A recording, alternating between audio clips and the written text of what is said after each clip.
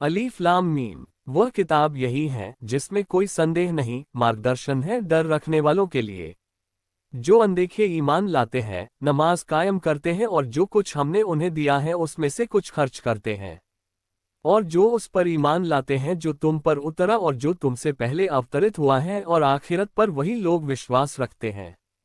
वही लोग हैं जो अपने रब के सीधे मार्ग पर हैं और वही सफलता प्राप्त करने वाले हैं।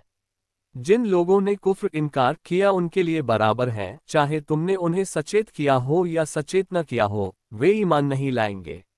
अल्लाह ने उनके दिलों पर और कानों पर मुहर लगा दी है और उनकी आंखों पर पर्दा पड़ा है, और उनके लिए बड़ी यातना है। कुछ लोग ऐसे हैं जो कहते हैं कि हम अल्लाह और अंतिम दिन पर ईमान रखते हैं, हालांकि वे ईमान नहीं रखते। वे अल्लाह और ईमान वालों के साथ धोखेबाजी कर रहे हैं, हालांकि धोखा वे स्वयं अपने आप को ही दे रहे हैं, परंतु वे इसको महसूस नहीं करते।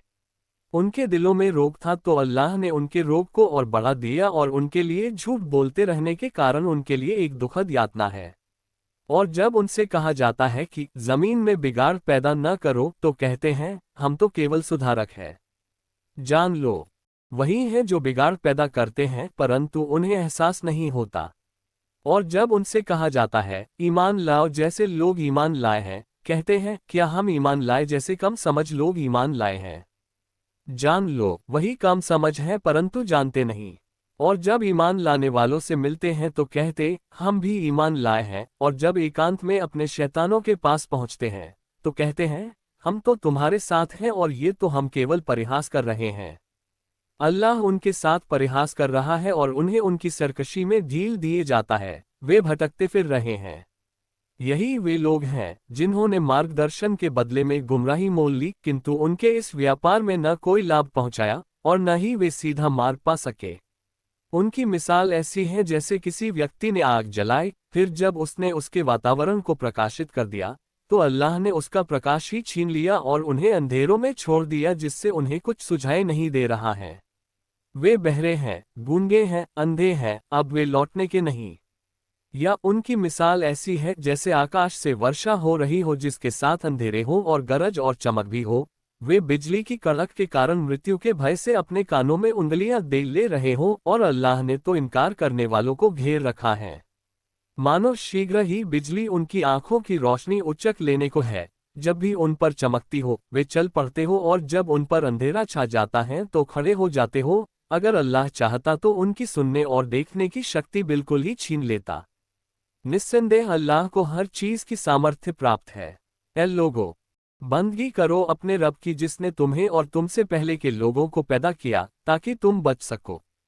वही है जिसने तुम्हारे लिए जमीन को फर्श और आकाश को छत बनाया, और आकाश से पानी उतारा, फिर उसके द्वारा हर प्रकार की पैदावार की और फल तुम्हारी रोजी के लिए पैदा किए। अतः जब तुम जानते हो तो अल्लाह के समकक्ष न ठहराओ। और अगर उसके विषय में जो हमने अपने बंदे पर उतारा है तुम किसी संदेह में ना हो तो उस जैसी कोई सूरा ले आओ और अल्लाह से हटकर अपने सहायकों को बुला लो जिनके मौजूद होने पर तुम्हें विश्वास है, यदि तुम सच्चे हो।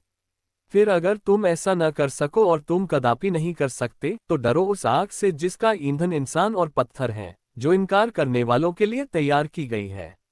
जो लोग ईमान लाए और उन्होंने अच्छे कर्म किए उन्हें शुभ सूचना दे दो कि उनके लिए ऐसे बाग हैं जिनके नीचे नहरें बह रही होगी। जब भी उनमें से कोई फल उन्हें रोजी के रूप में मिलेगा तो कहेंगे ये तो वही है जो पहले हमें मिला था, और उन्हें मिलता जुलता ही फल मिलेगा। उनके लिए वहां पाक साफ पत्नियां होगी और वे वहां सदैव रहेंगे। निस्संदेह अल्लाह नहीं शर्माता कि वह कोई मिसाल पेश करे, चाहे वह हो मच्छर की, बल्कि उससे भी बढ़कर किसी तुच्छ चीज की। फिर जो ईमान लाए हैं वे तो जानते हैं कि वह उनके रब की ओर से सत्य है। रहे इनकार करने वाले तो वे कहते हैं इस मिसाल से अल्लाह का अभिप्राय क्या है। इससे वह बहुतों को भटकने देता है और बहुतों को सीधा मार्ग दिखा देता है, मगर इससे वह केवल अवज्ञाकारियों ही को भटकने देता है। जो अल्लाह की प्रतिज्ञा को उसे सुदृढ़ करने के पश्चात भंग कर देते हैं और जिसे अल्लाह ने जोड़ने का आदेश दिया है उसे काट डालते हैं और जमीन में बिगाड़ पैदा करते हैं, वही हैं जो घाटे में हैं। तुम अल्लाह के साथ अविश्वास की नीति कैसे अपनाते हो? जबकि तुम निर्जीव थे तो उसने तुम्हें जीवित किया, फिर वही तुम्हें मौत देता है, फिर वही तुम्हें जीवित करेगा, फिर उसी की ओर तुम्हें लौटना है। वही तो है जिसने तुम्हारे लिए जमीन की सारी चीजें पैदा की, फिर आकाश की ओर रुख किया और ठीक तौर पर 7 आकाश बनाए, और वह हर चीज को जानता है। और याद करो जब तुम्हारे रब ने फरिश्तों से कहा कि मैं धरती में मनुष्य को खलीफा सत्ताधारी बनाने वाला हूँ। उन्होंने कहा, क्या उसमें उसको रखेगा जो उसमें बिगाड़ पैदा करे और रक्तपात करे, और हम तेरा गुणगान करते और तुझे पवित्र कहते हैं। उसने कहा, मैं जानता हूं जो तुम नहीं जानते। अल्लाह ने आदम को सारे नाम सिखाए, फिर उन्हें फरिश्तों के सामने पेश किया और कहा, अगर तुम सच्चे हो तो मुझे इनके नाम बताओ। वे बोले, पाक और महिमावान है तूने जो कुछ हमें बताया उसके सिवा हमें कोई ज्ञान नहीं। निस्संदेह तू सर्वज्ञ तत्वदर्शी है। उसने कहा, ए आदम, उन्हें उन लोगों के नाम बताओ। फिर जब उसने उन्हें उनके नाम बता दिए तो अल्लाह ने कहा, क्या मैंने तुमसे कहा न था कि मैं आकाशों और धरती की छिपी बातों को जानता हूँ, और मैं जानता हूँ जो कुछ तुम जाहिर करते हो और जो कुछ छिपाते हो। और याद करो जब हमने फरिश्तों से कहा कि आदम को सजदा करो, तो उन्होंने सजदा किया सिवाय इबलील के। उसने इनकार कर दिया और लगा बड़ा बनने और काफिर हो रहा। और हमने कहा, ए आदम, तुम और तुम्हारी पत्नी जन्नत में रहो और वहां जी भर बेरोक टोक जहां से तुम दोनों का जी चाहे खाओ, लेकिन इस वृक्ष के पास न जाना, अन्यथा तुम जालिम ठहरोगे। अंततः शैतान ने उन्हें वहां से फिसला दिया, फिर उन दोनों को वहां से निकलवा कर छोड़ा जहां वे थे। हमने कहा कि उतरो, तुम एक दूसरे के शत्रु होगे और तुम्हें एक समय तक धरती में ठहरना और बिसलना है।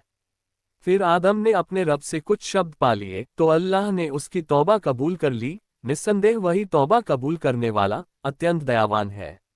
हमने कहा, तुम सब यहाँ से उतरो, फिर यदि तुम्हारे पास मेरी ओर से कोई मार्गदर्शन पहुँचे तो जिस किसी ने मेरे मार्गदर्शन का अनुसरण किया तो ऐसे लोगों को न तो कोई भय होगा और न वे शोकाकुल होंगे। और जिन लोगों ने इनकार किया और हमारी आयतों को झुठलाया, वहीं आग में पड़ने वाले हैं, वे उसमें सदैव रहेंगे। ए इज़राइल का संतान, याद करो मेरे उस अनुग्रह को जो मैंने तुम पर किया था, और मेरी प्रतिज्ञा को पूरा करो। मैं तुमसे की हुई प्रतिज्ञा को पूरा करूंगा, और हाँ, मुझी से डरो और ईमान लाओ उस चीज पर जो मैंने उतारी है, जो उसकी पुष्टि में है, जो तुम्हारे पास है, और सबसे पहले तुम ही उसके इनकार करने वाले न बनो। और मेरी आयतों को थोड़ा मूल्य प्राप्त करने का साधन न बनाओ, मुझसे ही तुम डरो। और सत्य में असत्य का घाल मेल न करो, और जानते बुझते सत्य को छिपाओ मत। और नमाज कायम करो और ज़कात दो, और मेरे समक्ष झुकने वालों के साथ झुको। क्या तुम लोगों को तो नेकी और एहसान का उपदेश देते हो और अपने आप को भूल जाते हो, हालांकि तुम किताब भी पढ़ते हो? फिर क्या तुम बुद्धि से काम नहीं लेते? धैर्य और नमाज से मदद लो, और निस्संदेह ये नमाज बहुत कठिन है, किंतु उन लोगों के लिए नहीं जिनके दिल पिघले हुए हो, जो समझते हैं कि उन्हें अपने रब से मिलना है और उसी की ओर उन्हें पलट कर जाना है। ए इज़राइल की संतान, याद करो मेरे उस अनुग्रह को जो मैंने तुम पर किया, और इसे भी कि मैंने तुम्हें सारे संसार पर श्रेष्ठता प्रदान की थी। और डरो उस दिन से जब न कोई किसी भी ओर से कुछ तावान भरेगा, और न किसी की ओर से कोई सिफारिशी कबूल की जाएगी, और न किसी की ओर से कोई फिद्या अर्थदंड लिया जाएगा, और न वे सहायता ही पा सकेंगे। और याद करो जब हमने तुम्हें फिरौनियों से छुटकारा दिलाया जो तुम्हें अत्यंत बुरी यातना देते थे, तुम्हारे बेटों को मार डालते थे और तुम्हारी स्त्रियों को जीवित रहने देते थे, और इस समय तुम्हारे रब की ओर से बड़ी परीक्षा थी। याद करो जब हमने तुम्हें सागर में अलग अलग चौड़े रास्ते से ले जाकर छुटकारा दिया और फिरौनियों को तुम्हारी आंखों के सामने डूबो दिया। याद करो जब हमने मूसा से 40 रातों का वादा ठहराया तो उसके पीछे तुम बछड़े को अपना देवता बना बैठे, तुम अत्याचारी थे। फिर इसके पश्चात भी हमने तुम्हें क्षमा किया ताकि तुम कृतज्ञता दिखा लाओ। और याद करो जब मूसा को हमने किताब और कसौटी प्रदान की ताकि तुम मार्ग पा सको। और जब मूसा ने अपनी कौम से कहा, ए मेरी कौम के लोगों, बछड़े को देवता बनाकर तुमने अपने ऊपर जुल्म किया है, तो तुम अपने पैदा करने वाले की ओर पलटो, अतः अपने लोगों को स्वयं कत्ल करो। यही तुम्हारे पैदा करने वाले की स्पष्ट में तुम्हारे लिए अच्छा है। फिर उसने तुम्हारी तौबा कबूल कर ली। निस्संदेह वह बड़ी तौबा कबूल करने वाला अत्यंत दयावान है। और याद करो जब तुमने कहा था, ए मूसा, हम तुम पर ईमान नहीं लाएंगे जब तक अल्लाह को खुल्लम खुल्ला न देख ले। फिर एक कड़क ने तुम्हें आ दबोचा, तुम देखते रहे। फिर तुम्हारे निर्जीव हो जाने के पश्चात हमने तुम्हें जिला उठाया ताकि तुम कृतज्ञता दिखलाओ। और हमने तुम पर बादलों की छाया की और तुम पर बैकवोट मन बैकवोट और बैकवोट सलबा बैकवोट उतारा खाओ, जो अच्छी पाक चीजें हमने तुम्हें प्रदान की है। उन्होंने हमारा तो कुछ भी नहीं बिगाड़ा, बल्कि वे अपने ही ऊपर अत्याचार करते रहे। और जब हमने कहा था, इस बस्ती में प्रवेश करो, फिर उसमें से जहां से चाहो जी भर खाओ, और बस्ती के द्वार में सजदागुजार बनकर प्रवेश करो और कहो, छूट है, हम तुम्हारी खताओं को क्षमा कर देंगे और अच्छे से अच्छा काम करने वालों पर हम और अधिक अनुग्रह करेंगे। फिर जो बात उनसे कही गई थी, जालिमों ने उसे दूसरी बात से बदल दिया। अंततः जालिमों पर हमने जो अवज्ञा वे कर रहे थे उसके कारण आकाश से यातना उतारी। और याद करो जब मूसा ने अपनी कौम के लिए पानी की प्रार्थना को, तो हमने कहा, चट्टान पर अपनी लाठी मारो, तो उससे 12 स्रोत फूट निकले और हर गिरोह ने अपना अपना घाट जान लिया। खाओ और पियो अल्लाह का दिया और धरती में बिगाड़ फैलाते न फिरो। और याद करो जब तुमने कहा था, ए मूसा, हम एक ही प्रकार के खाने पर कदापि संतोष नहीं कर सकते, अतः हमारे लिए अपने रब से प्रार्थना करो कि हमारे वास्ते धरती की उपज से साग पात और ककड़ियाँ और लहसुन और मसूर और प्याज निकाले। और मूसा ने कहा, क्या तुम जो घटिया चीज है उसको उससे बदल कर लेना चाहते हो जो उत्तम है? किसी नगर में उतरो, फिर जो कुछ तुमने मांगा है तुम्हें मिल जाएगा। और उन पर अपमान और हीन दशा थोप दी गई, और अल्लाह के प्रकोप के भागी हुए। यह इसलिए कि वे अल्लाह की आयतों का इनकार करते रहे और नबियों की अकारण हत्या करते थे। यह इसलिए कि उन्होंने अवज्ञा की और वे सीमा का उल्लंघन करते रहे। निस्संदेह ईमान वाले और जो यहूदी हुए और ईसाई और साबई, जो भी अल्लाह और अंतिम दिन पर ईमान लाया और अच्छा कर्म किया, तो ऐसे लोगों का उनके अपने रब के पास अच्छा बदला है। उनको न तो कोई भय होगा और न वे शोकाकुल होंगे। और याद करो जब हमने इस हाल में कि तूर पर्वत को तुम्हारे ऊपर ऊंचा कर रखा था, तुमसे दृढ़ वचन लिया था, जो चीज हमने तुम्हें दी है उसे मजबूती के साथ पकड़ो और जो कुछ उसमें है उसे याद रखो ताकि तुम बच सको। फिर इसके पश्चात भी तुम फिर गए, तो यदि अल्लाह की कृपा और उसकी दयालुता तुम पर न होती तो तुम घाटे में पड़ गए होते। और तुम उन लोगों के विषय में तो जानते ही हो जिन्होंने तुम में से बैकवोट सबद बैकवोट के दिन के मामले में मर्यादा का उल्लंघन किया था, तो हमने उनसे कह दिया, बंदर हो जाओ, धिक्कारे और फिटकारे हुए। फिर हमने इसे सामने वालों और बाद के लोगों के लिए शिक्षा सामग्री और डर रखने वालों के लिए नसीहत बनाकर छोड़ा। और याद करो जब मूसा ने अपनी कौम से कहा, निश्चय ही अल्लाह तुम्हें आदेश देता है कि एक गाय जब करो। कहने लगे, क्या तुम हमसे परिहास करते हो? उसने कहा, मैं इससे अल्लाह की पनाह मांगता हूं कि जाहिल बनूं। बोले, हमारे लिए अपने रब से निवेदन करो कि वह हम पर स्पष्टता कर दे कि वह गाय कौन सी है। उसने कहा, वह कहता है कि वह ऐसी गाय है जो न बूढ़ी है न बछिया, इनके बीच की रास है, तो जो तुम्हें हुक्म दिया जा रहा है करो। कहने लगे, हमारे लिए अपने रब से निवेदन करो कि वह हमें बता दे कि उसका रंग कैसा है। कहा, वह कहता है कि वह गाय सुनहरी है, गहरे चटकीले रंग की देखने वालों को प्रसन्न कर देती है। बोले, हमारे लिए अपने रब से निवेदन करो कि वह हमें बता दे कि वह कौन सी है। गायों का निर्धारण हमारे लिए संदिग्ध हो रहा है। यदि अल्लाह ने चाहा तो हम अवश्य पता लगा लेंगे। उसने कहा, वह कहता है कि वह ऐसा गाय है जो सधाई हुई नहीं है कि भूमि जोतती हो, और न वह खेत को पानी देती है, ठीक ठाक है, उसमें किसी दूसरे रंग की मिलावट नहीं है। बोले, अब तुमने ठीक बात बताई है। फिर उन्होंने उसे जब्त किया जबकि वे करना नहीं चाहते थे।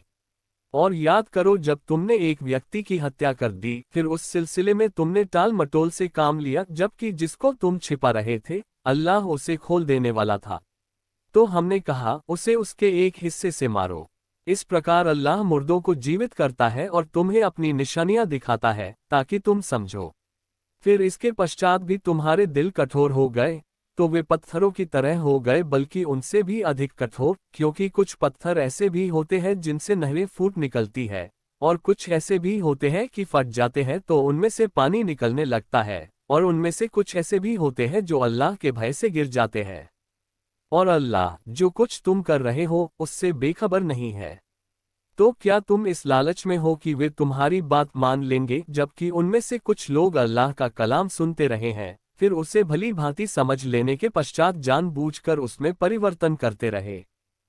और जब वे ईमान लाने वाले से मिलते हैं तो कहते हैं, हम भी ईमान रखते हैं, और जब आपस में एक दूसरे से एकांत में मिलते हैं तो कहते हैं, क्या तुम उन्हें वे बातें जो अल्लाह ने तुम पर खोली बता देते हो कि वे उनके द्वारा तुम्हारे रब के यहाँ हुज्जत में तुम्हारा मुकाबिला करें? तो क्या तुम समझते नहीं? क्या वे जानते नहीं कि अल्लाह वह सब कुछ जानता है, जो कुछ वे छिपाते और जो कुछ जाहिर करते हैं? और उनमें सामान्य बेपड़े भी हैं जिन्हें किताब का ज्ञान नहीं है, बस कुछ कामनाओं एवं आशाओं को धर्म जानते हैं, और वे तो बस अटकल से काम लेते हैं। तो विनाश और तबाही है उन लोगों के लिए जो अपने हाथों से किताब लिखते हैं फिर कहते हैं, यह अल्लाह की ओर से है, ताकि उसके द्वारा थोड़ा मूल्य प्राप्त कर लें। तो तबाही है उनके हाथों ने लिखा और तबाही है उनके लिए उसके कारण जो वे कमा रहे हैं। वे कहते हैं, जहन्नम की आग हमें नहीं छू सकती, हाँ कुछ गिने चुने दिनों की बात और है। कहो, क्या तुमने अल्लाह से कोई वचन ले रखा है? फिर तो अल्लाह कदापि अपने वचन के विरुद्ध नहीं जा सकता। या तुम अल्लाह के जिम्मे डालकर ऐसी बात कहते हो जिसका तुम्हें ज्ञान नहीं? क्यों नहीं, जिसने भी कोई बदी कमाए और उसकी खताकारी ने उससे अपने घरे में ले लिया, तो ऐसे ही लोग आग जहन्नम में पड़ने वाले हैं, वे उसी में सदैव रहेंगे। रहे वे लोग जो ईमान लाए और उन्होंने अच्छे कर्म किए, वही जन्नत वाले हैं, वे सदैव उसी में रहेंगे। और याद करो जब इज़राइल की संतान से हमने वचन लिया, अल्लाह के अतिरिक्त किसी की बंदगी न करोगे, और माँ बाप के साथ और नातेदारों के साथ और अनाथों और मुहताजों के साथ अच्छा व्यवहार करोगे, और यह कि लोगों से भली बात कहो और नमाज कायम करो और ज़कात दो। तो तुम फिर गए, बस तुम में से बचे थोड़े ही, और तुम उपेक्षा की नीति ही अपनाए रहे।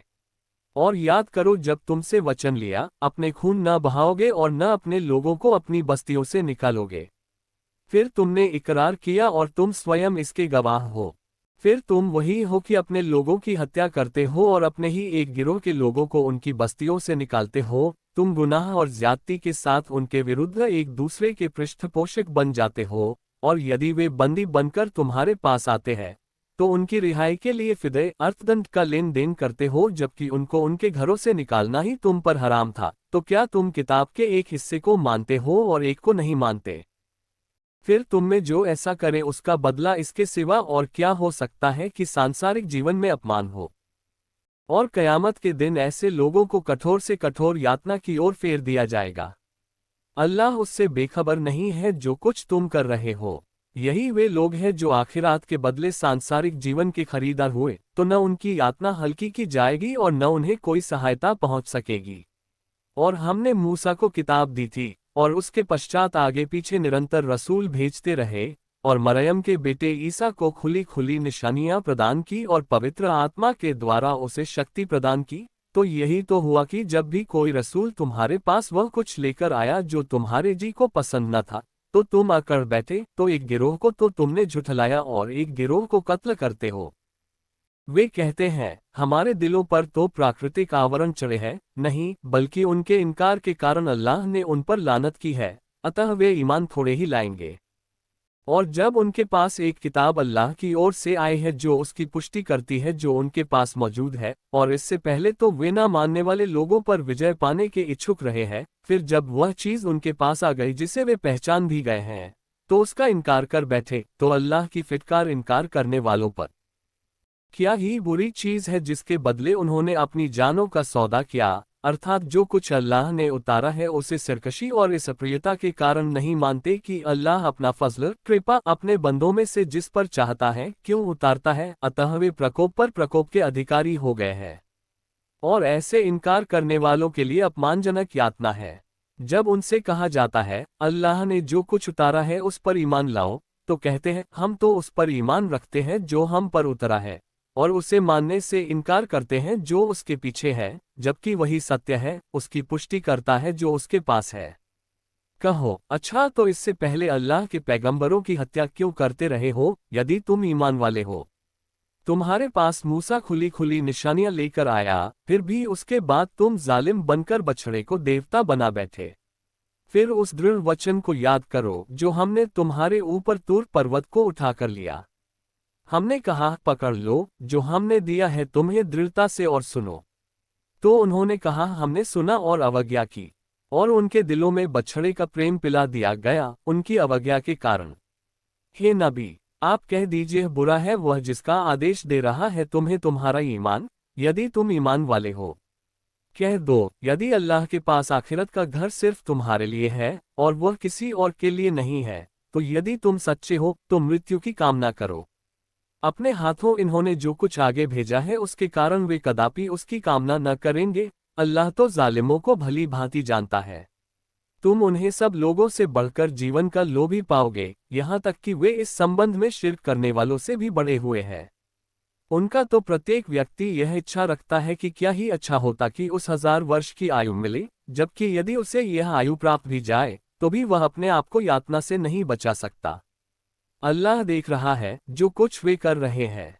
कहो, जो कोई जिब्रील का शत्रु हो तो वह अल्लाह का शत्रु है, क्योंकि उसने तो उसे अल्लाह ही के हुक्म से तुम्हारे दिल पर उतारा है, जो उन भविष्यवाणियों के सर्वथा अनुकूल है जो उससे पहले से मौजूद है, और ईमान वालों के लिए मार्गदर्शन और शुभ सूचना है।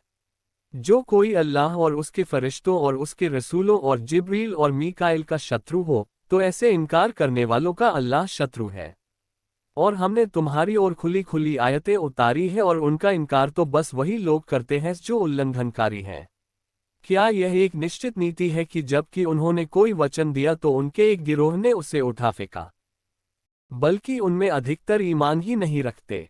और जब उनके पास अल्लाह की ओर से एक रसूल आया जिससे उस भविष्यवाणी की पुष्टि हो रही है जो उनके पास थी, तो उनके एक गिरोह ने, जिन्हें किताब मिली थी, अल्लाह की किताब को अपने पीठ पीछे डाल दिया, मानो वे कुछ जानते ही नहीं। और जो वे उस चीज के पीछे पड़ गए जिसे शैतान सुलेमान की बादशाही पर थोपकर पढ़ते थे, हालांकि सुलेमान ने कोई कुफ्र नहीं किया था, बल्कि कुफ्र तो शैतानों ने किया था। वे लोगों को जादू सिखाते थे और उस चीज में पड़ गए जो बाबिल में दोनों फरिश्तों हारूत और मारूत पर उतारी गई थी। और वे किसी को भी सिखाते न थे जब तक कि कह न देते, हम तो बस एक परीक्षा है, तो तुम कुफ्र में न पड़ना। तो लोग उन दोनों से वह कुछ सीखते हैं जिसके द्वारा पति और पत्नी में अलगाव पैदा कर दे, यद्यपि वे उससे किसी को भी हानि नहीं पहुंचा सकते थे।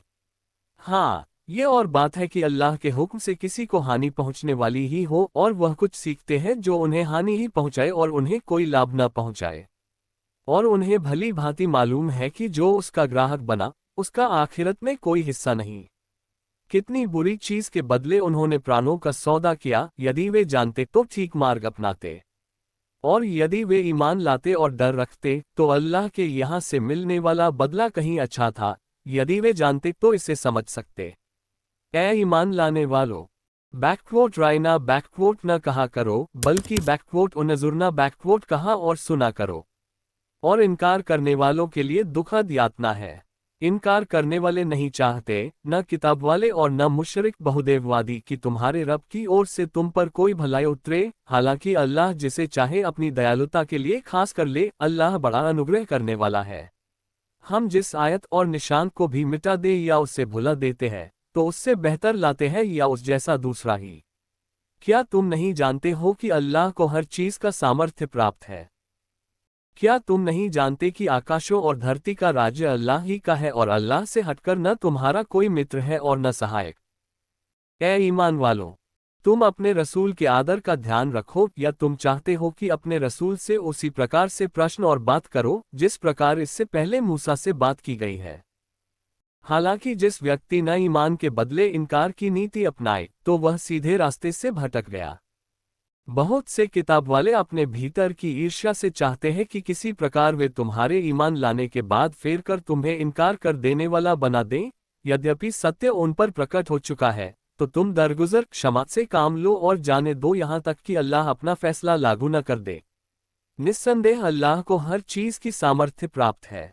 और नमाज कायम करो और ज़कात दो, और तुम स्वयं अपने लिए जो भलाई भी पेश करोगे उसे अल्लाह के यहाँ मौजूद पाओगे। निस्संदेह जो कुछ तुम करते हो अल्लाह उसे देख रहा है। और उनका कहना है, कोई व्यक्ति जन्नत में प्रवेश नहीं करता सिवाय उससे जो यहूदी है या ईसाई है। ये उनकी अपनी निराधार कामनाएं हैं।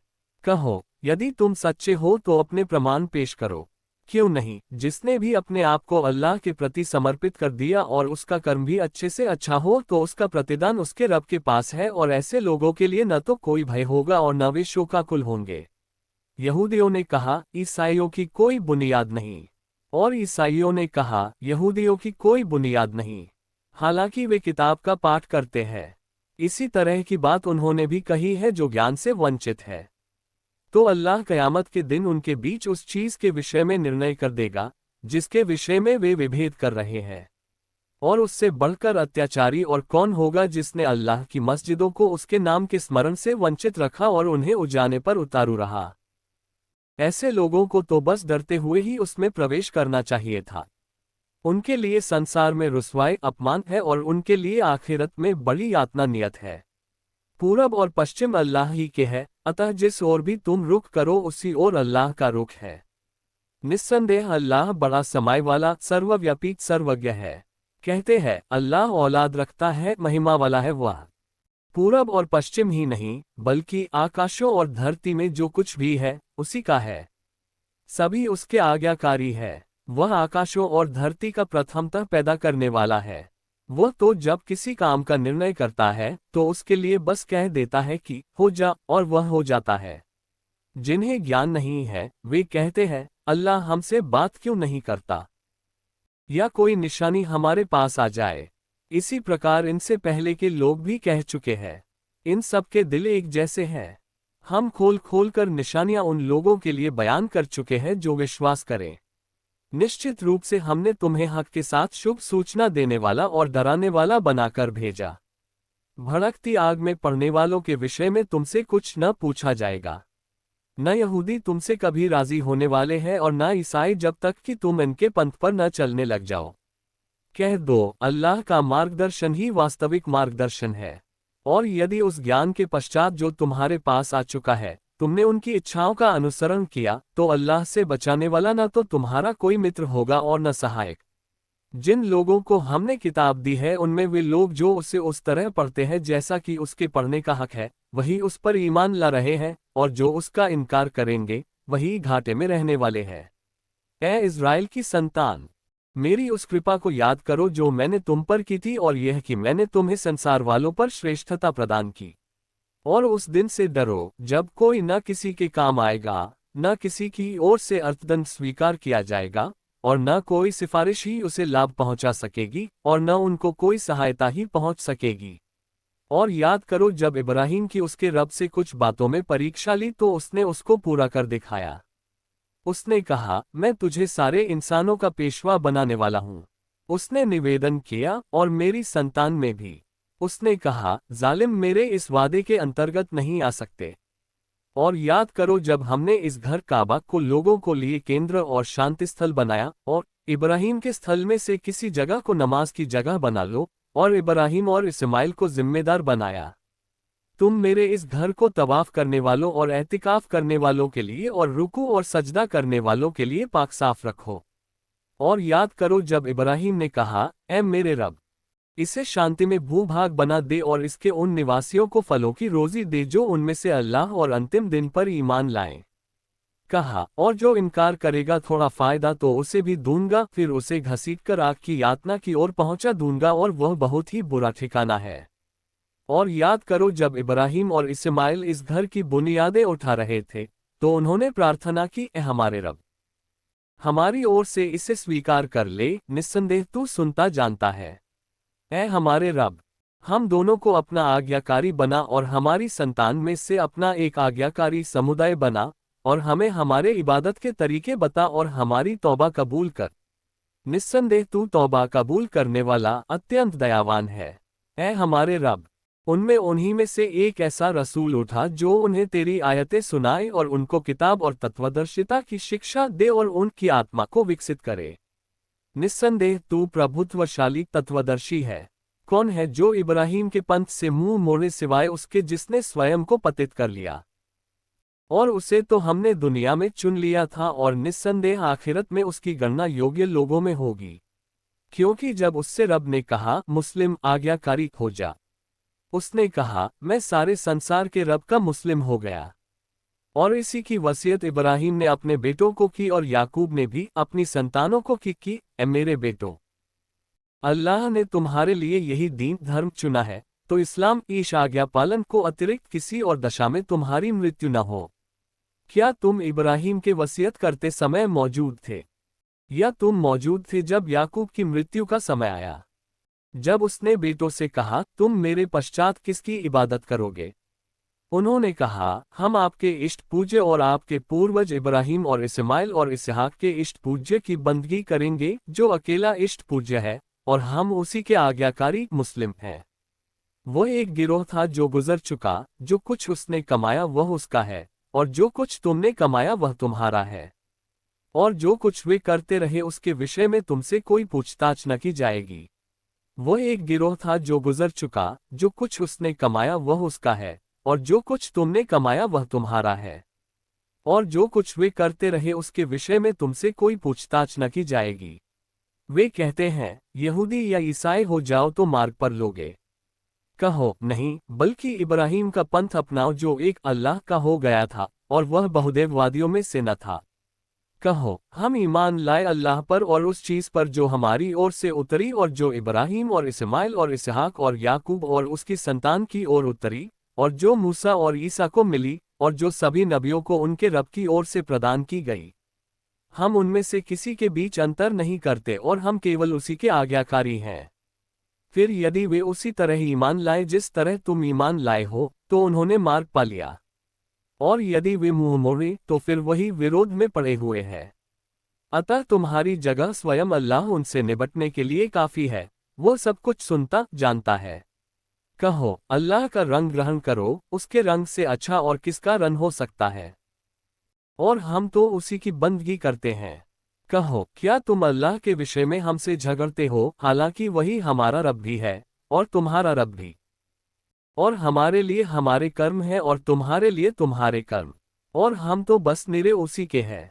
या तुम कहते हो कि इब्राहिम और इस्माइल और इसहाक और याकूब और उनकी संतान सब के सब यहूदी या ईसाई थे। कहो, तुम अधिक जानते हो या अल्लाह? और उससे बढ़कर जालिम कौन होगा, जिसके पास अल्लाह की ओर से आई हुई कोई गवाही हो और वह उसे छिपाए? और जो कुछ तुम कर रहे हो, अल्लाह उससे बेखबर नहीं है। वो एक गिरोह हो जो गुजर चुका, जो कुछ उसने कमाया वह उसके लिए है और जो कुछ तुमने कमाया वह तुम्हारे लिए है। और तुमसे उसके विषय में न पूछा जाएगा जो कुछ वे करते रहे हैं। मूर्ख लोग अब कहेंगे, उन्हें उनके उस किबले उपासना दिशा से जिस पर वे थे किस चीज ने फेर दिया। कहो, पूरब और पश्चिम अल्लाह ही के है, वह जिसे चाहता है सीधा मार्ग दिखाता है। और इसी प्रकार हमने तुम्हें बीच का एक उत्तम समुदाय बनाया है, ताकि तुम सारे मनुष्यों पर गवाह हो और रसूल तुम पर गवाह हो। और जिस किबले पर तुम रहे हो उसे तो हमने केवल इसलिए किबला बनाया था कि जो लोग पीठ पीछे फिर जाने वाले हैं, उनसे हम उनको अलग जान ले जो रसूल का अनुसरण करते हैं। और यह बात बहुत भारी अप्रिय है, किंतु उन लोगों के लिए नहीं जिन्हें अल्लाह ने मार्ग दिखाया है। और अल्लाह ऐसा नहीं कि वह तुम्हारे ईमान को अकार्थ कर दे। अल्लाह तो इंसानों के लिए अत्यंत करुणा में दयावान है। हम आकाश में तुम्हारे मुंह की गर्दिश देख रहे हैं, तो हम अवश्य ही तुम्हें उसी किबले का अधिकारी बना देंगे जिसे तुम पसंद करते हो। अतः मस्जिद हराम काबा की ओर अपना रुख करो, और जहां कहीं भी हो अपने मुंह उसी की ओर करो। निश्चय ही जिन लोगों को किताब मिली थी, वे भली भांति जानते हैं कि वही उनके रब की ओर से हक है। इसके बावजूद जो कुछ वे कर रहे हैं अल्लाह उससे बेखबर नहीं है। यदि तुम उन लोगों के पास जिन्हें किताब दी गई थी कोई भी निशानी ले आओ, फिर भी वे तुम्हारे किबले का अनुसरण नहीं करेंगे और तुम भी उसके किबले का अनुसरण करने वाले नहीं हो। और वे स्वयं परस्पर एक दूसरे के किबले का अनुसरण करने वाले नहीं हैं। और यदि तुमने उस ज्ञान के पश्चात जो तुम्हारे पास आ चुका है उनकी इच्छाओं का अनुसरण किया, तो निश्चय ही तुम्हारी गणना जालिमों में होगी।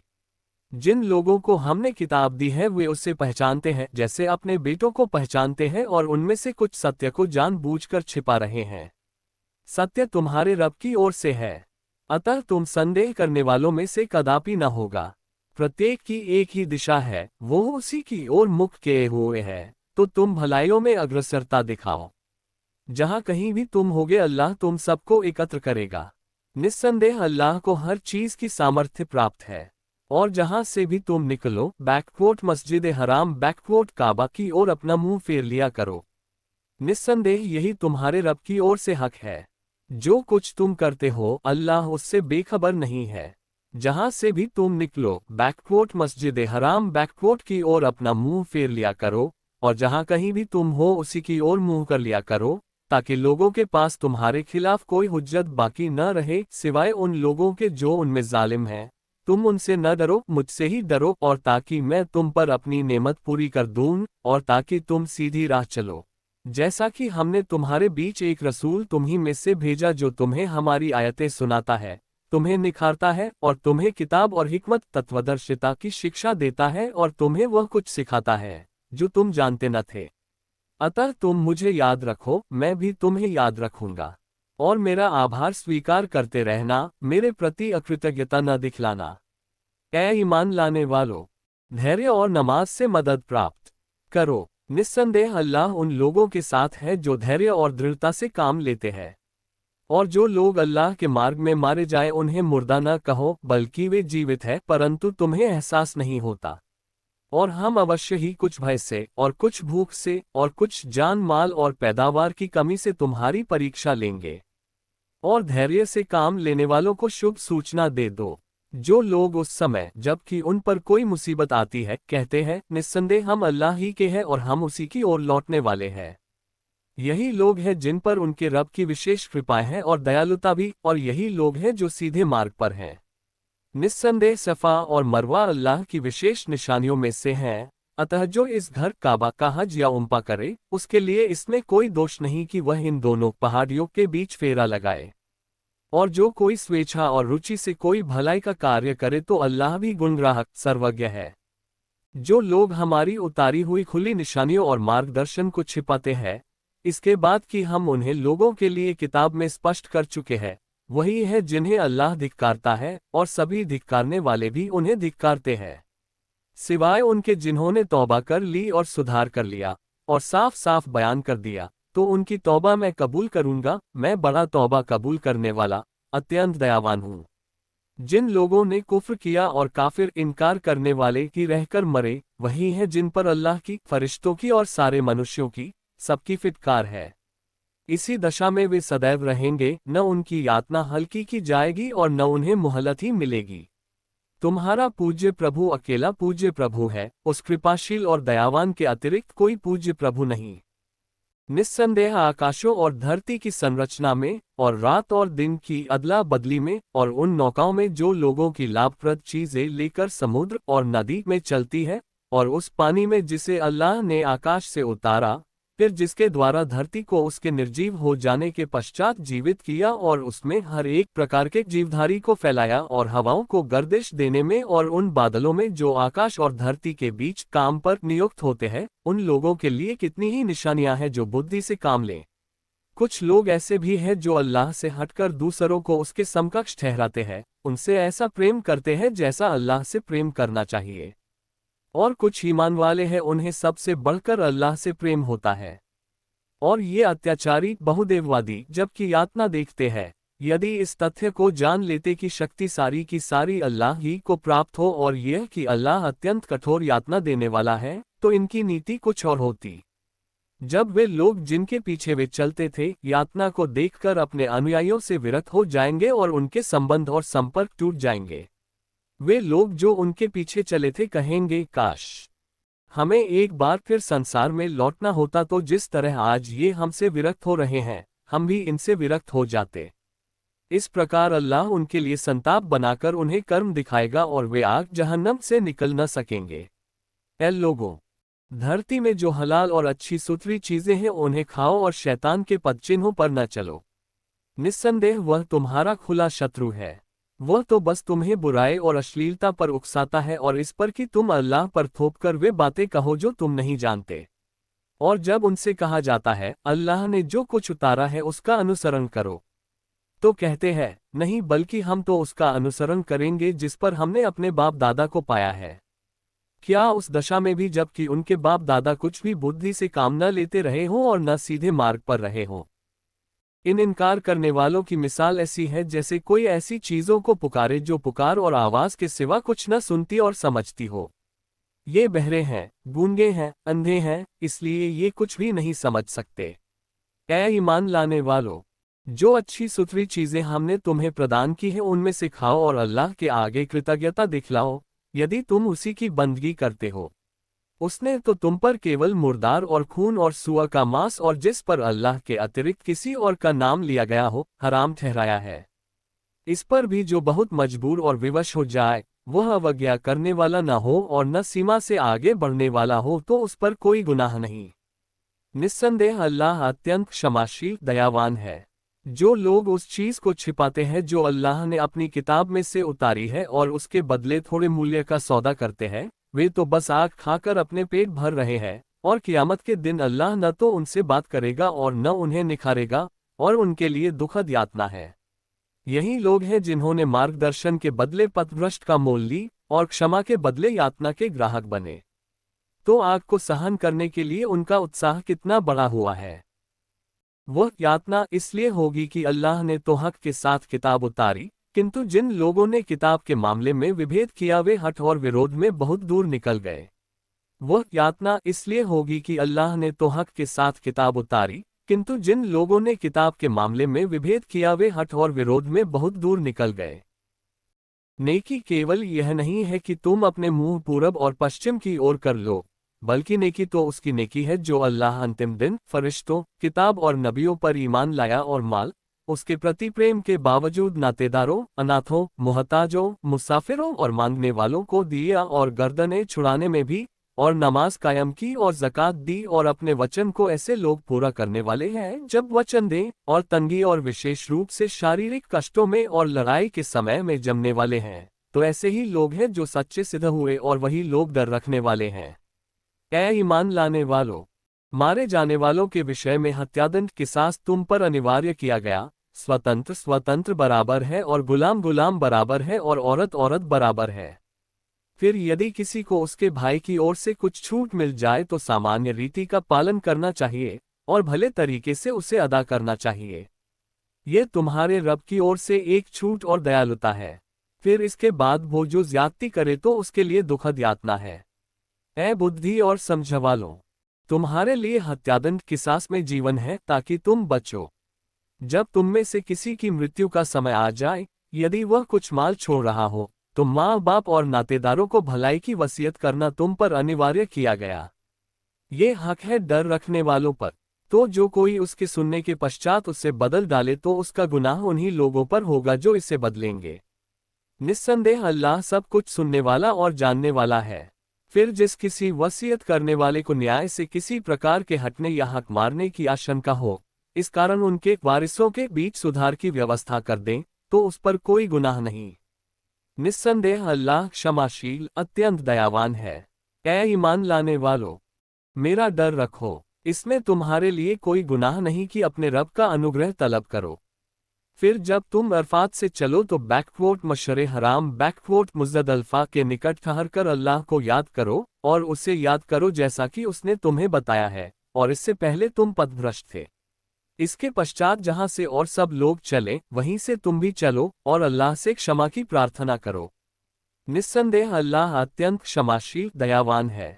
फिर जब तुम अपनी हज संबंधी रीतियों को पूरा कर चुको तो अल्लाह को याद करो जैसे अपने बाप दादा को याद करते रहे हो, बल्कि उससे भी बढ़कर याद करो। फिर लोगों से कोई तो ऐसा है जो कहता है, हमारे रब, हमें दुनिया में दे दो। ऐसी हालत में आखिरत में उसका कोई हिस्सा नहीं। और उनमें कोई ऐसा है जो कहता है, हमारे रब, हमें प्रदान कर दुनिया में भी अच्छी दशा और आखिरत में भी अच्छा दशा, और हमें आग जहन्नम की यातना से बचा ले। ऐसे ही लोग हैं कि उन्होंने जो कुछ कमाया है उसकी जिन्स का हिस्सा उनके लिए नियत है, और अल्लाह जल्द ही हिसाब चुकाने वाला है। और अल्लाह की याद में गिनती के ये कुछ दिन व्यतीत करो। फिर जो कोई जल्दी करके 2 ही दिन में कूच करे तो इसमें उस पर कोई गुनाह नहीं, और जो ठहरा रहे तो इसमें भी उस पर कोई गुनाह नहीं। यह उसके लिए है जो अल्लाह का डर रखे। और अल्लाह का डर रखो और जान रखो कि उसी के पास तुम इकट्ठा होगे। लोगों में कोई तो ऐसा है कि इस सांसारिक जीवन के विषय में उसकी बातें तुम्हें बहुत भाती है, उस खोट के बावजूद जो उसके दिल में होती है, वह अल्लाह को गवाह ठहराता है और झगड़े में वह बड़ा हठी है। और जब वह लौटता है तो धरती में इसलिए दौड़ धूप करता है कि इसमें बिगाड़ पैदा करे और खेती और नस्ल को तबाह करे, जबकि अल्लाह बिगाड़ को पसंद नहीं करता। और जब उससे कहा जाता है अल्लाह से डर, तो अहंकार उसे और गुनाह पर जमा देता है। अतः उसके लिए तो जहन्नम ही काफी है, और वह बहुत ही बुरी शैया है। और लोगों में वह भी है जो अल्लाह की प्रसन्नता के संसाधन की चाह में अपनी जान खता देता है। अल्लाह भी अपने ऐसे बंदों के प्रति अत्यंत करुणाशील है। ऐ ईमान लाने वालों, तुम सब इस्लाम में दाखिल हो जाओ और शैतान के पदचिन्ह पर न चलो, वह तो तुम्हारा खुला हुआ शत्रु है। फिर यदि तुम उन स्पष्टा दलीलों के पश्चात भी जो तुम्हारे पास आ चुकी है फिसल गए, तो भली भांति जान रखो कि अल्लाह अत्यंत प्रभुत्वशाली तत्वदर्शी है। क्या वे इज़राइल की संतान बस इसकी प्रतीक्षा कर रहे हैं कि अल्लाह स्वयं ही बादलों की छायों में उनके सामने आ जाए, और फरिश्ते भी? हालांकि बात तय कर दी गई है, मामले तो अल्लाह ही की ओर लौटते हैं। इज़राइल की संतान से पूछो, हमने उन्हें कितनी खुली खुली निशानियां प्रदान की, और जो अल्लाह की नेमत को इसके बाद कि वह उसे पहुंच चुकी हो बदल डाले, तो निस्संदेह अल्लाह भी कठोर दंड देने वाला है। इनकार करने वाले सांसारिक जीवन पर रीझे हुए हैं और ईमान वालों का उपहास करते हैं, जबकि जो लोग अल्लाह का डर रखते हैं वे क़यामत के दिन उनसे ऊपर होंगे। अल्लाह जिस चाहता है बेहिसाब देता है। सारे मनुष्य एक ही समुदाय थे, उन्होंने विभेद किया तो अल्लाह ने नबियों को भेजा जो शुभ सूचना देने वाले और डराने वाले थे, और उनके साथ हक पर आधारित किताब उतारी, ताकि लोगों में उन बातों का जिनमें वे विभेद कर रहे हैं फैसला कर दे। इसमें विभेद तो बस उन्हीं लोगों ने जिन्हें वह मिली थी परस्पर ज्यादती करने के लिए इसके पश्चात किया, जबकि खुली निशानियां उनके पास आ चुकी थी। अतः ईमान वालों को अल्लाह ने अपनी अनुज्ञा से उस सत्य के विषय में मार्गदर्शन किया जिसमें उन्होंने विभेद किया था। अल्लाह जिसे चाहता है सीधे मार्ग पर चलाता है। क्या तुमने ये समझ रखा है कि जन्नत में प्रवेश पा जाओगे, जबकि अभी तुम पर वह सब कुछ नहीं बीता है जो तुमसे पहले के लोगों पर बीत चुका।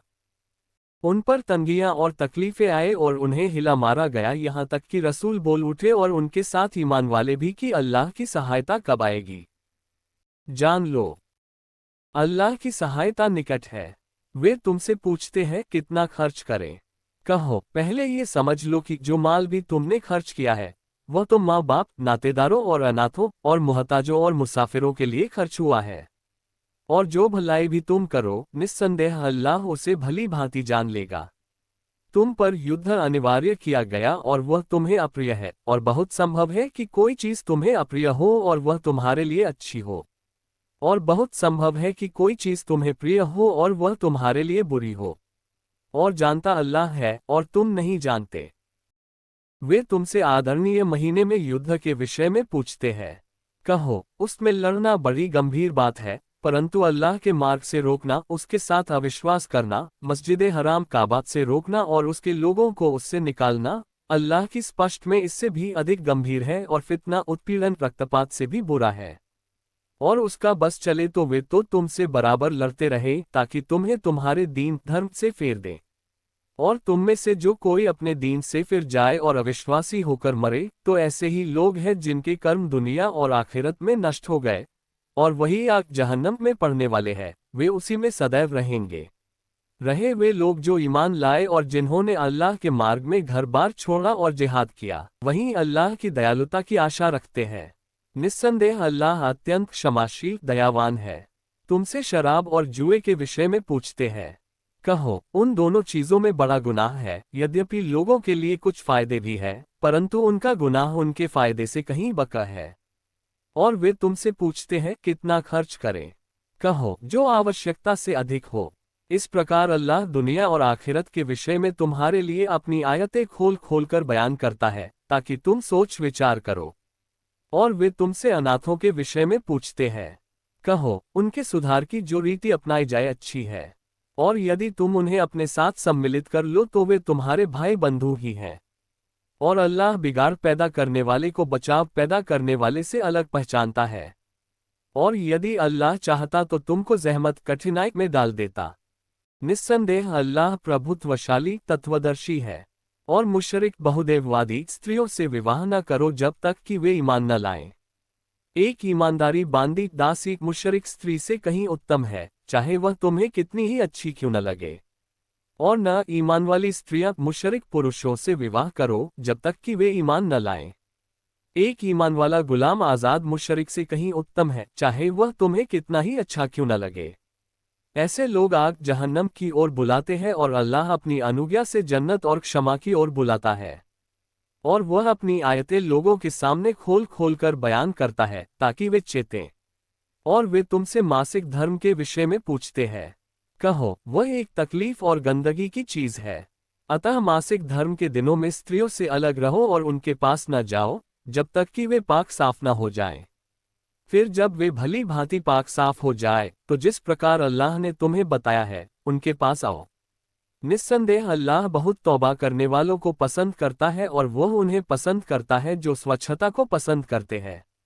तुम्हारी स्त्रियों तुम्हारी खेती है, अतः जिस प्रकार चाहो तुम अपनी खेती में आओ और अपने लिए आगे भेजो। और अल्लाह से डरते रहो, भली भांति जान ले कि तुम्हें उससे मिलना है, और ईमान लाने वालों को शुभ सूचना दे दो। तुम्हारी स्त्रियों तुम्हारी खेती है, अतः जिस प्रकार चाहो तुम अपनी खेती में आओ और अपने लिए आगे भेजो। और अल्लाह से डरते रहो, भली भांति जान ले कि तुम्हें उससे मिलना है, और ईमान लाने वालों को शुभ सूचना दे दो। अपने नेक और धर्मपरायण होने और लोगों के मध्य सुधारक होने के सिलसिले में अपनी कसमों के द्वारा अल्लाह को आड़ और निशाना न बनाओ कि इन कामों को छोड़ दो। अल्लाह सब कुछ सुनता जानता है।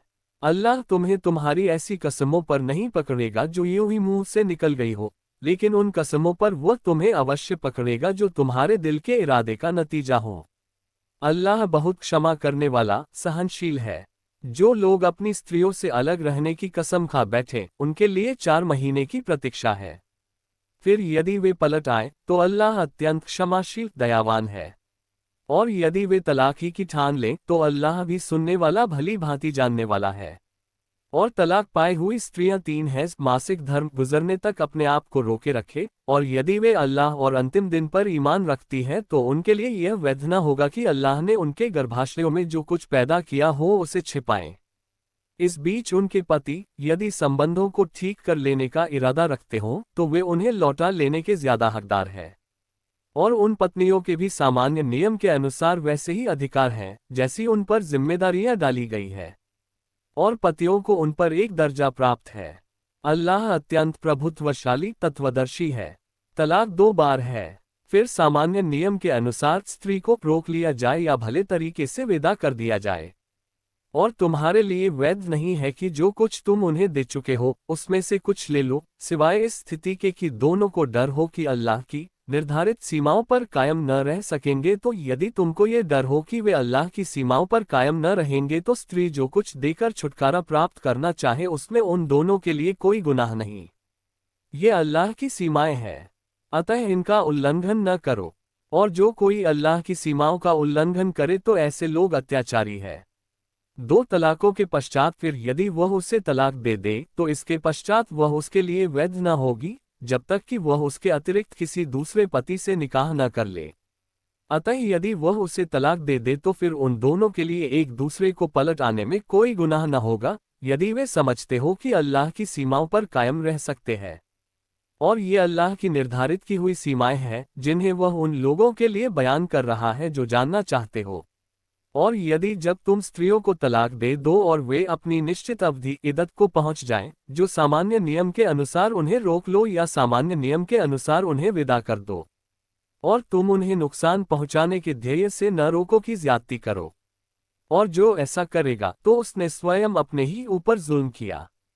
और अल्लाह की आयतों को परिहास का विषय न बनाओ, और अल्लाह की कृपा जो तुम पर हुई है उसे याद रखो, और उस किताब और तत्वदर्शिता हिकमत को याद रखो जो उसने तुम पर उतारी है, जिसके द्वारा वह तुम्हें नसीहत करता है।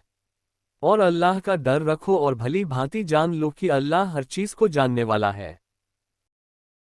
और जब तुम स्त्रियों को तलाक दे दो और वे अपनी निर्धारित अवधि इद्दत को पहुंच जाएं, तो उन्हें अपने होने वाले दूसरे पतियों से विवाह करने से न रोको जबकि वे सामान्य नियम के अनुसार परस्पर रजामंदी से मामला तय करें। ये नसीहत तुम में से उसको की जा रही है जो अल्लाह और अंतिम दिन पर ईमान रखता है। यही तुम्हारे लिए ज्यादा बरकत वाला और सुथरा तरीका है। और अल्लाह जानता है तुम नहीं जानते। और जो कोई पूरी अवधि तक बच्चे को दूध पिलवाना चाहे तो माँ अपने बच्चों को पूरे 2 वर्ष तक दूध पिलाएं। और वह जिसका बच्चा है सामान्य नियम के अनुसार उनके खाने और उनके कपड़े का जिम्मेदार है। किसी पर बस उसकी अपनी समाई भर ही जिम्मेदारी है, न तो कोई माँ अपने बच्चे के कारण बच्चे के बाप को नुकसान पहुंचाए और न बाप अपने बच्चे के कारण बच्चे की माँ को नुकसान पहुंचाए। और इसी प्रकार की जिम्मेदारी उसके वारिस पर भी आती है। फिर यदि दोनों पारस्परिक स्वेच्छा और परामर्श से दूध छुड़ाना चाहें तो उन पर कोई गुनाह नहीं। और यदि तुम अपनी संतान को किसी अन्य स्त्री से दूध पिलवाना चाहो तो इसमें भी तुम पर कोई गुनाह नहीं, जबकि तुमने जो कुछ बदले में देने का वादा किया हो सामान्य नियम के अनुसार उसे चुका दो। और अल्लाह का डर रखो और भली भांति जान लो कि जो कुछ तुम करते हो अल्लाह उसे देख रहा है। और तुम में से जो लोग मर जाएं और अपने पीछे पत्नियों छोड़ जाएं, तो वे पत्नियों अपने आप को 4 महीने और 10 दिन तक रोके रखें। फिर जब वे अपनी निर्धारित अवधि इद्दत को पहुंच जाएं, तो सामान्य नियम के अनुसार वे अपने लिए जो कुछ करें उसमें तुम पर कोई गुनाह नहीं। जो कुछ तुम करते हो अल्लाह उसकी खबर रखता है। और इसमें भी तुम पर कोई गुनाह नहीं जो तुम उन औरतों को विवाह के संदेश सांकेतिक रूप से दो या अपने मन में छिपाए रखो। अल्लाह जानता है कि तुम उन्हें याद करोगे, परंतु छिपकर उन्हें वचन न देना सिवाय इसके कि सामान्य नियम के अनुसार कोई बात कह दो। और जब तक निर्धारित अवधि इद्दत पूरी न हो जाए विवाह का नाता जोड़ने का निश्चय न करो। जान रखो कि अल्लाह तुम्हारे मन की बात भी जानता है, अतः उससे सावधान रहो और अल्लाह अत्यंत क्षमा करने वाला सहनशील है। यदि तुम स्त्रियों को इस स्थिति में तलाक दे दो कि यह नौबत पेश न आए हो कि तुमने उन्हें हाथ लगाया हो और उनका कुछ हक महर निश्चित किया हो, तो तुम पर कोई भार नहीं। हाँ, सामान्य नियम के अनुसार उन्हें कुछ खर्च दो, समाई रखने वाले पर उसकी अपनी हैसियत के अनुसार और तंगदस्त पर उसकी अपनी हैसियत के अनुसार अनिवार्य है। यह अच्छे लोगों पर एक हक है। और यदि तुम उन्हें हाथ लगाने से पहले तलाक दे दो किंतु उसका महर निश्चित कर चुके हो, तो जो महर तुमने निश्चित किया है उसका आधा अदा करना होगा। ये और बात है कि वे स्वयं छोड़ दे या पुरुष जिसके हाथ में विवाह का सूत्र है वह नरमी से काम ले और महर पूरा अदा कर दे। और यह कि तुम नरमी से काम लो तो ये परहेजगारी से ज्यादा करीब है और तुम एक दूसरे को हक से बढ़कर देना न भूलो। निश्चय ही अल्लाह उसे देख रहा है जो तुम करते हो। सदैव नमाजों की और अच्छी नमाजों की पाबंदी करो और अल्लाह के आगे पूरे विनीत और शांतभाव से खड़े हुआ करो। फिर यदि तुम्हें शत्रु आदि का भय हो तो पैदल या सवार जिस तरह संभव हो नमाज पढ़ लो। फिर जब निश्चिंत हो तो अल्लाह को उस प्रकार याद करो जैसा कि उसने तुम्हें सिखाया है जिसे तुम नहीं जानते थे। और तुम में से जिन लोगों की मृत्यु हो जाए और अपने पीछे पत्नियों छोड़ जाए, अर्थात अपनी पत्नियों के हक में यह वसीयत छोड़ जाए कि घर से निकाले बिना 1 वर्ष तक उन्हें खर्च दिया जाए, तो यदि वे निकल जाएं तो अपने लिए सामान्य नियम के अनुसार वे जो कुछ भी करें उसमें तुम्हारे लिए कोई दोष नहीं। अल्लाह अत्यंत प्रभुत्वशाली तत्वदर्शी है। और तलाक पाए हुई स्त्रियों को सामान्य नियम के अनुसार इद्दत की अवधि में खर्च भी मिलना चाहिए। ये डर रखने वालों पर एक हक है। इस प्रकार अल्लाह तुम्हारे लिए अपनी आयतें खोलकर बयान करता है ताकि तुम समझ से काम लो। क्या तुमने उन लोगों को नहीं देखा जो हजारों की संख्या में होने पर भी मृत्यु के भय से अपने घर बार छोड़कर निकले थे? तो अल्लाह ने उनसे कहा, मृत्यु प्राय हो जाओ तुम। फिर उसने उन्हें जीवन प्रदान किया। अल्लाह तो लोगों के लिए उदार अनुग्राही है, किंतु अधिकतर लोग कृतज्ञता नहीं दिखलाते। और अल्लाह के मार्ग में युद्ध करो और जान लो कि अल्लाह सब कुछ सुनने वाला जानने वाले है। कौन है जो अल्लाह को अच्छा ऋण दे कि अल्लाह उसे उसके लिए कई गुना बढ़ा दे? और अल्लाह ही तंगी भी देता है और कुशादगी भी प्रदान करता है, और उसी की ओर तुम्हें लौटना है। क्या तुमने मूसा के पश्चात इज़राइल की संतान के सरदारों को नहीं देखा, जब उन्होंने अपने एक नबी से कहा, हमारे लिए एक सम्राट नियुक्त कर दो ताकि हम अल्लाह के मार्ग में युद्ध करें? उसने कहा, यदि तुम्हें लड़ाई का आदेश दिया जाए तो क्या तुम्हारे बारे में यह संभावना नहीं है कि तुम न लड़ो?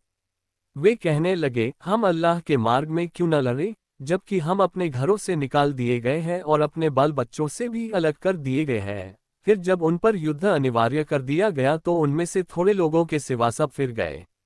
और अल्लाह जालिमों को भली भांति जानता है। उनसे नबी ने उनसे कहा, अल्लाह ने तुम्हारे लिए तालूत को सम्राट नियुक्त किया है। बोले, उसकी बादशाही हम पर कैसे हो सकती है, जबकि हम उसके मुकाबले में बादशाही के ज्यादा हकदार हैं और जबकि उस माल की कुशादगी भी प्राप्त नहीं है। उसने कहा, अल्लाह ने तुम्हारे मुकाबले में उसको ही चुना है और उसे ज्ञान में और शारीरिक क्षमता में ज्यादा कुशादगी प्रदान की है। अल्लाह जिसको चाहे अपना राज्य प्रदान करे, और अल्लाह बड़ी सिमाई वाला सर्वज्ञ है। उनके नबी ने उनसे कहा, उसकी बादशाही की निशानी यह है कि वह संदूक तुम्हारे पर आ जाएगा, जिसमें तुम्हारे रह की ओर से सकीनत, प्रशांति और मूसा के लोगों और हारून के लोगों की छोड़ी हुई यादगारें हैं, जिसको फरिश्ते उठाए हुए होंगे। यदि तुम ईमान वाले हो तो निस्संदेह इसमें तुम्हारे लिए बड़ी निशानी है। फिर तब तालूत सेनाएं लेकर चला तो उनने कहा, अल्लाह निश्चित रूप से एक नदी द्वारा तुम्हारी परीक्षा लेने वाला है। तो जिसने उसका पानी पी लिया वह मुझ में से नहीं है, और जिसने उसको नहीं चखा वही मुझ में से है। ये और बात है कि कोई अपने हाथ से एक चुल्लू भर ले।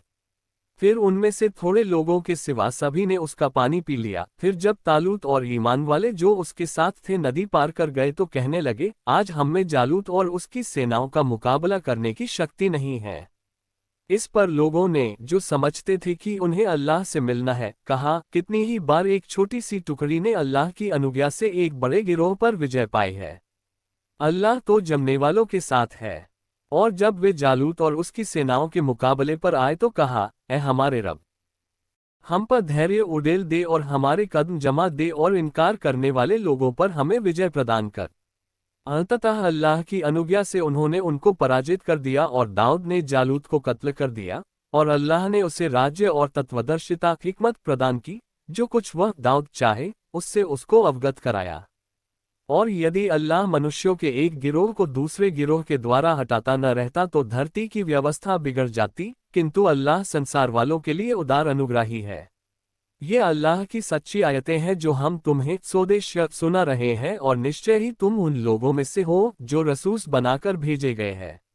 ये रसूल ऐसे हुए हैं कि इनमें हमने कुछ को कुछ पर श्रेष्ठता प्रदान की।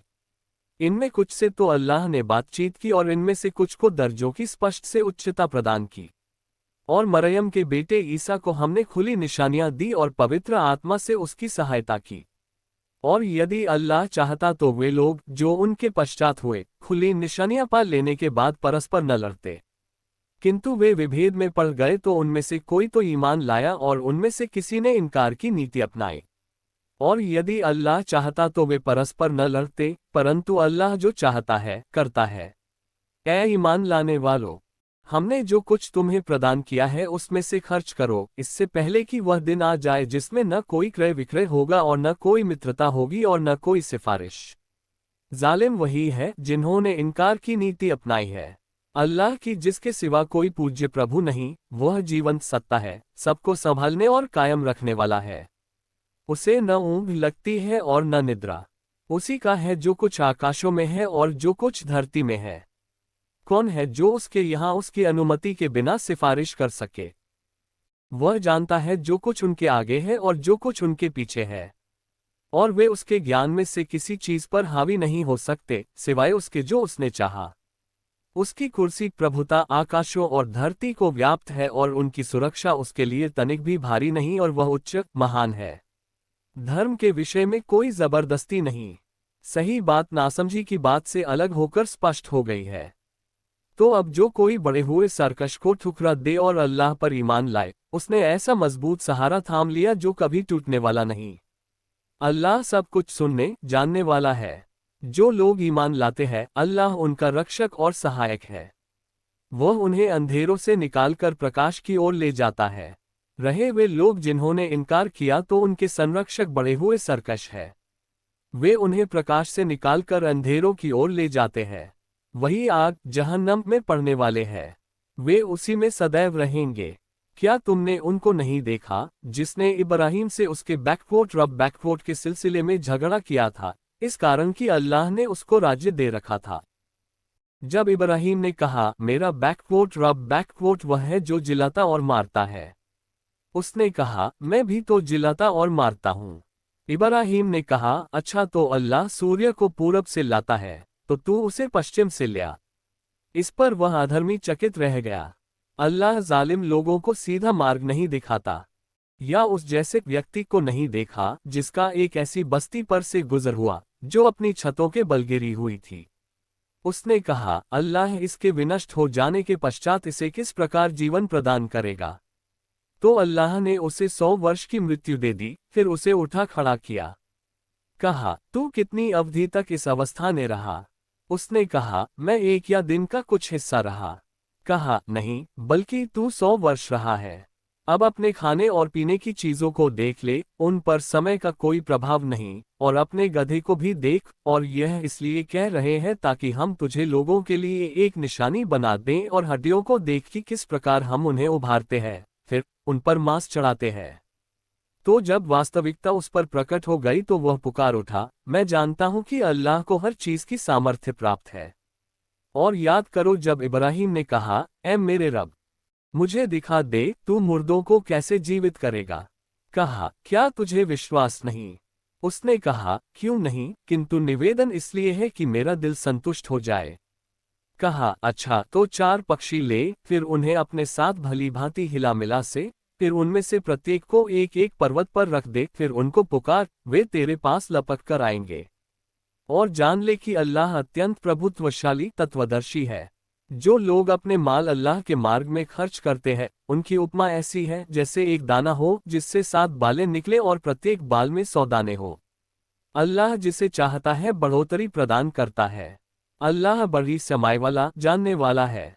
जो लोग अपने माल अल्लाह के मार्ग में खर्च करते हैं, फिर खर्च करके उसका न एहसान जताते हैं और न दिल दुखाते हैं, उनका बदला उनके अपने रब के पास है। और न तो उनके लिए कोई भय होगा और न वे दुखी होंगे। एक भली बात कहनी और क्षमा से काम लेना उस सदके से अच्छा है जिसके पीछे दुख हो। और अल्लाह अत्यंत निष्पृह बेनियाज सहनशील है। ए ईमान वालो, अपने सदकों को एहसान जताकर और दुख देकर उस व्यक्ति की तरह नष्ट न करो जो लोगों को दिखाने के लिए अपना माल खर्च करता है और अल्लाह और अंतिम दिन पर ईमान नहीं रखता। तो उसकी हालत उस चट्टान जैसी है जिस पर कुछ मिट्टी पड़ी हुई थी, फिर उस पर जोर की वर्षा हुई और उसे साफ चट्टान की दशा में छोड़ गई। ऐसे लोग अपनी कमाई कुछ भी प्राप्त नहीं करते, और अल्लाह इनकार की नीति अपनाने वालों को मार्ग नहीं दिखाता। और जो लोग अपने माल अल्लाह की प्रसन्नता के संसाधनों की तलब में और अपने दिलों को जमाव प्रदान करने के कारण खर्च करते हैं, उनकी हालत उस बाग की तरह है जो किसी अच्छी और उर्वर भूमि पर हो। उस पर घोर वर्षा हुई तो उसमें दुगुने फल आए। फिर यदि घोर वर्षा उस पर नहीं हुई तो फुहार ही पर्याप्त होगी। तुम जो कुछ भी करते हो अल्लाह उसे देख रहा है।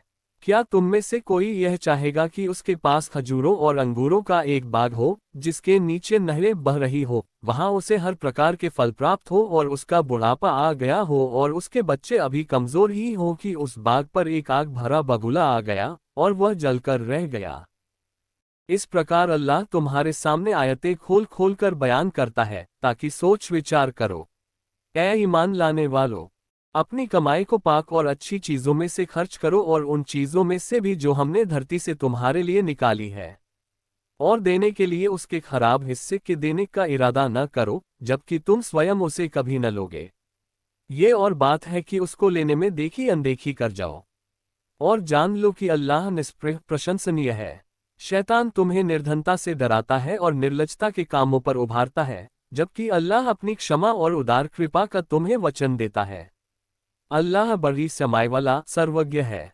वह जिसे चाहता है तत्वदर्शिता प्रदान करता है और जिसे तत्वदर्शिता प्राप्त हुई उससे बड़ी दौलत मिल गई।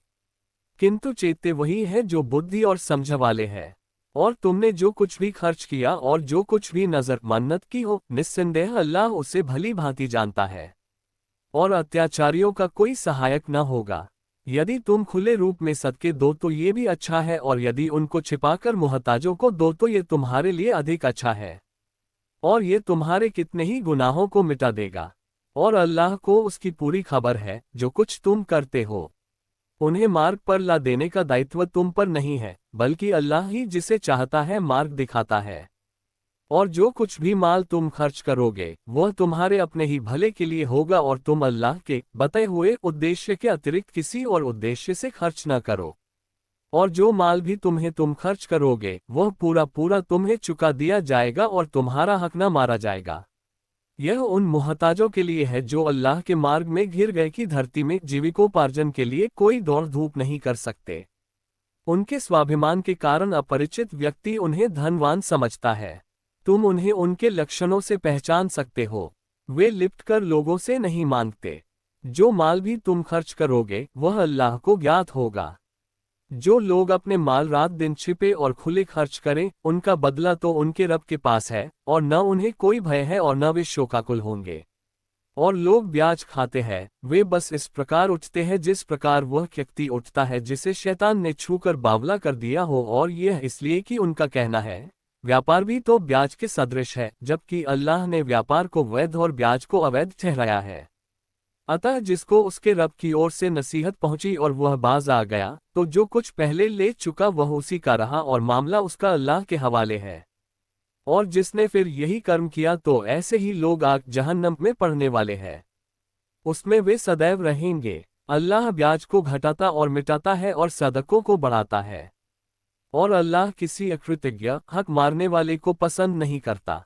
निस्संदेह जो लोग ईमान लाए और उन्होंने अच्छे कर्म किए और नमाज कायम की और ज़कात दी, उनके लिए उनका बदला उनके रब के पास है, और उन्हें न कोई भय हो और न वे शोकाकुल होंगे।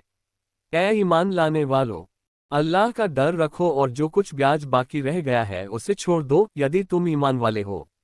फिर यदि तुमने ऐसा न किया तो अल्लाह और उसके रसूल से युद्ध के लिए खबरदार हो जाओ। और यदि तौबा कर लो तो अपना मूलधन लेने का तुम्हें अधिकार है। न तुम अन्याय करो और न तुम्हारे साथ अन्याय किया जाए। और यदि कोई तंगी में हो तो हाथ खुलने तक मोहलत देनी होगी। और सदका कर दो अर्थात मूलधन भी न लो, तो ये तुम्हारे लिए अधिक उत्तम है यदि तुम जान सको। और उस दिन का डर रखो जबकि तुम अल्लाह की ओर लौटोगे, फिर प्रत्येक व्यक्ति को जो कुछ उसने कमाया पूरा पूरा मिल जाएगा और उनके साथ कदापि कोई अन्याय न होगा। ऐ ईमान लाने वालों, जब किसी निश्चित अवधि के लिए आपस में ऋण का लेन देन करो तो उसे लिख लिया करो, और चाहिए कि कोई लिखने वाला तुम्हारे बीच न्यायपूर्वक दस्तावेज लिख दे। और लिखने वाला लिखने से इनकार न करे। जिस प्रकार अल्लाह ने उसे सिखाया है उसी प्रकार वह दूसरों के लिए लिखने के काम आए और बोलकर वह लिखाए जिसके जिम्मे हक की अदायगी हो। और उसे अल्लाह का, जो उसका रब है, डर रखना चाहिए और उसमें कोई कमी न करनी चाहिए। फिर यदि वह व्यक्ति जिसके जिम्मे हक की अदायगी हो कम समझ या कमजोर हो या वह बोलकर न लिखा सकता हो तो उसके संरक्षक को चाहिए कि न्यायपूर्वक बोलकर लिखा दे। और अपने पुरुषों में से 2 गवाहों को गवाह बना लो, और यदि 2 पुरुष न हो तो 1 पुरुष और 2 स्त्रियां जिन्हें तुम गवाह के लिए पसंद करो गवाह हो जाए। 2 स्त्रियां इसलिए रखी गई है ताकि यदि एक भूल जाए तो दूसरी उसे याद दिला दे। और गवाहों को जब बुलाया जाए तो आने से इनकार न करें। मामला चाहे छोटा हो या बड़ा एक निर्धारित अवधि तक के लिए है तो उसे लिखने में सुस्ती से काम न लो। यह अल्लाह की स्पष्ट से अधिक न्यायसंगत बात है और इससे गवाही भी अधिक ठीक रहती है। और इससे अधिक संभावना है कि तुम किसी संदेह में नहीं पड़ोगे। हाँ, यदि कोई सौदा नकद हो जिसका लेन देन तुम आपस में कर रहे हो तो तुम्हारे उसके न लिखने में तुम्हारे लिए कोई दोष नहीं। और जब आपस में क्रय विक्रय का मामला करो तो उस समय भी गवाह कर लिया करो, और न किसी लिखने वाले को हानि पहुंचाई जाए और न किसी गवाह को। और यदि ऐसा करोगे तो ये तुम्हारे लिए अवज्ञा की बात होगी। और अल्लाह का डर रखो, अल्लाह तुम्हें शिक्षा दे रहा है, और अल्लाह हर चीज को जानता है। और यदि तुम किसी सफर में हो और किसी लिखने वाले को न पा सको तो गिरवी रखकर मामला करो। फिर यदि तुम में से एक दूसरे पर भरोसा के तो जिस पर भरोसा किया है उसे चाहिए कि वह ये सच कर दिखाए कि वह विश्वास पात्र है, और अल्लाह का, जो उसका रब है, डर रखे। और गवाही को न छिपाओ। जो उसे छिपाता है तो निश्चय ही उसका दिल गुनाहगार है, और तुम जो कुछ करते हो अल्लाह उसे भली भांति जानता है। अल्लाह ही का है जो कुछ आकाशों में है और जो कुछ धरती में है। और जो कुछ तुम्हारे मन है यदि तुम उसे व्यक्त करो या छिपाओ, अल्लाह तुमसे उसका हिसाब लेगा। फिर वह जिसे चाहे क्षमा कर दे और जिसे चाहे यातना दे। अल्लाह को हर चीज की सामर्थ्य प्राप्त है।